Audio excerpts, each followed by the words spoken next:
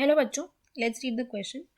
Question कहता है consider the following rules of naming coordination compounds. The cation is named first in both positively and negatively charged coordination entities, and the second one is that the ligands are named in an alphabetical order after the name of the central metal atom or ion.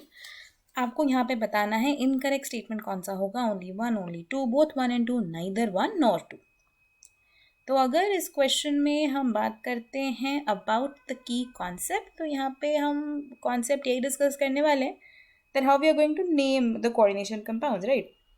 Naming of the coordination compounds particularly for the cases जहाँ पे cationic और anionic दोनों parts होते हैं, right. So we will be discussing this with the help of an example. एक coordination compound का example लेंगे and then हम डिस्कस करेंगे इन दोनों पॉइंट्स को एंड आइडेंटिफाई करेंगे that which one will be correct and which one will be incorrect.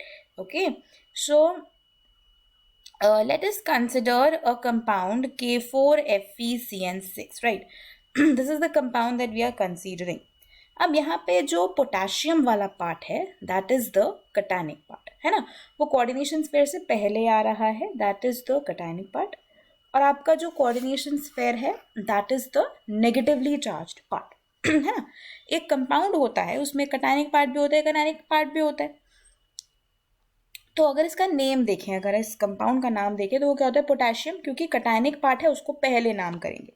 तो जब भी किसी कोऑर्डिनेशन कंपाउंड की नेमिंग करनी है कैटायनिक पार्ट पहले आता है, फिर लिगेंड का नाम आएगा हेक्सासाइनो, फिर सेंट्रल मेटल का फेरेट, फिर यहाँ पे आयरन का ऑक्सीडेशन नंबर आपको लिखना होगा, right. You can calculate the oxidation number. Potassium वाला +1 हो जाएगा एंड अनायनिक पार्ट पे -4 चार्ज आ जाएगा due to the cross multiplication, right. तो Fe पे ऑक्सीडेशन नंबर आ जाएगा +2, मतलब इसकी ऑक्सीडेशन नंबर +2 हो गई। तो इसके नेम से भी आप ये समझ पा रहे हो कि जो कैटायनिक पार्ट है उसको पहले ही लिखा जाएगा, जो अनायनिक पार्ट है उसको बाद में लिखा जाएगा, है ना। और ये वाला केस है जहाँ पे आपका कोऑर्डिनेशन स्फीयर अनायनिक पार्ट में आ रहा है। ऐसा भी हो सकता है कि कोऑर्डिनेशन स्फीयर कैटायनिक पार्ट में आ जाए और बाद में कोऑर्डिनेशन स्फीयर के बाद Cl लगा हो। ऐसा भी कोई कंपाउंड हो सकता है जहाँ पे आपका कोऑर्डिनेशन स्फीयर पॉजिटिव हो, तब भी मेटल का नाम ही पहले लिया जाएगा।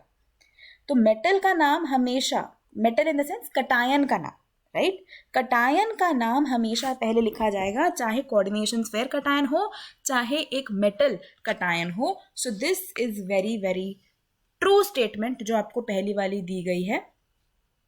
तो भले ही आपकी कोऑर्डिनेशन एंटिटी नेगेटिवली चार्ज हो, जैसे इस एग्जांपल में है, भले ही पॉजिटिवली चार्ज हो, मेटल का नाम हमेशा पहले आएगा। So this concludes us to the fact कि जो पहली वाली स्टेटमेंट है हमारी that has to be true.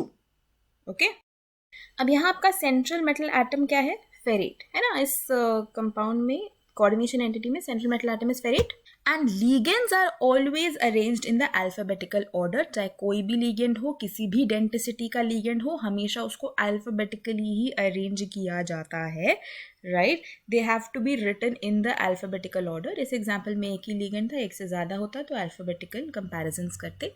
तो पहली स्टेटमेंट ट्रू हो गई है आपकी, और जो दूसरी है वो फॉल्स है। लिगेंड्स को अल्फाबेटिकल ऑर्डर में करते हैं before the name of the central metal ion. Ferrate यहाँ पे आपका सेंट्रल मेटल एटम है, उसका नाम बाद में आ रहा है ना। लिगेंड्स का नाम पहले लिखा जाता है, फिर सेंट्रल मेटल एटम का नाम लिखा जाता है। तो इसीलिए इस क्वेश्चन में जो फाइनल आंसर आपका होने वाला है that is option B. Hope you understood it well. Best of luck.